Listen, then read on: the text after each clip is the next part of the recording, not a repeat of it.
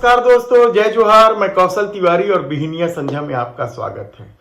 पांचों राज्यों के चुनाव परिणाम को लेकर मचे अफरा तफरी के बीच भारतीय जनता पार्टी में जबरदस्त बवाल मचा हुआ है। कहा जा रहा है कि गुजरात लॉबी जहां अपने दुश्मनों को किनारे करने में लगी हुई है, वहीं गुजरात लॉबी को भी किनारे लगाने की प्लानिंग कर ली गई है। दरअसल एग्जिट पोल को जिस तरीके से मैनेज किया गया वह अब खुलकर सामने आ गया है कि किस तरीके से सत्ता के अनुरूप एग्जिट पोल को मैनेज किया गया ताकि बवाल थम जाए, या बाद में यह कहने को रहे कि स्थिति उतनी बुरी नहीं है जितनी बताई जा रही है। दरअसल पांचों राज्यों के रुझान ने साफ कर दिया है कि जिस चेहरे के आसरे यानी नरेंद्र मोदी के आसरे जो चुनाव लड़ा गया है, वहां भारतीय जनता पार्टी की बुरी गत बन चुकी है। और हालत ये है कि अब नए सिरे से निपटाने का खेल शुरू हो गया है। कहा जा रहा है कि राम मंदिर के प्राण प्रतिष्ठा के बाद बहुत कुछ भारतीय जनता पार्टी में होने जा रहा है। कहा तो यहां तक जा रहा है कि योगी आदित्यनाथ को किनारे करके संजय चौधरी को मुख्यमंत्री बनाया जा सकता है। नितिन गडकरी से मंत्री का पद छीना जा सकता है या उनकी टिकट काटी जा सकती है। और इस खबर के बीच यह खबर भी चर्चा में है कि एक बार फिर देश के प्रधानमंत्री नरेंद्र मोदी के सबसे बड़े दुश्मन माने जाने वाले संजय जोशी सक्रिय हो गए। वे लगातार मोदी विरोधियों के संपर्क में हैं और क्या नए सिरे से गुजरात लॉबी को किनारे करने की एक बार फिर कोशिश हो रही है। दरअसल किसी समय संजय जोशी न केवल नरेंद्र मोदी के परम मित्र माने जाते थे, बल्कि हर फैसले दोनों सोच विचार कर किया करते थे। लेकिन समय बदला और अचानक संजय जोशी के एक कथित सीडी ने सब कुछ पलट दिया।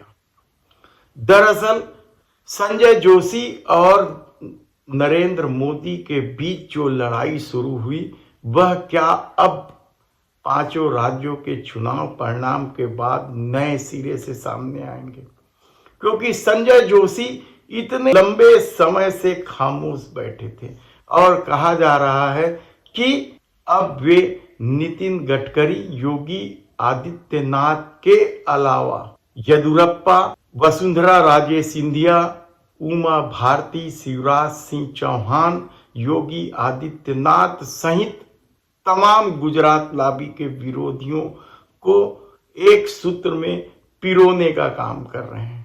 तो क्या 3 दिसंबर के बाद पार्टी में बवाल होगा? शायद कुछ समय लगे। कहा जा रहा है कि 22 जनवरी को प्राण प्रतिष्ठा जो रामलला का होने वाला है, उसके बाद ही सब कुछ पैतरेबाजी का खेल होगा। और सबसे बड़ी बात तो ये है कि जो प्लानिंग तैयार की गई है, यानी जो योजना बनाई गई है, वह बेहद ही सटीक और मजबूत बताई जा रही है। कहा जा रहा है कि किसके स्थान पर रिप्लेस करना है, यह भी तय हो चुका है।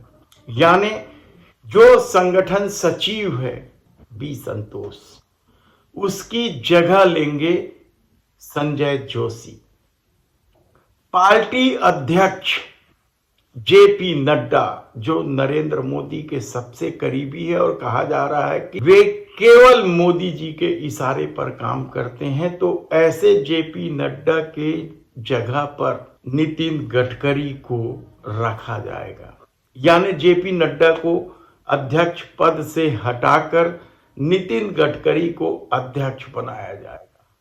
और सबसे बड़ा सवाल तो यही था कि देश के प्रधानमंत्री नरेंद्र मोदी को रिप्लेस करके किसे लाया जाए।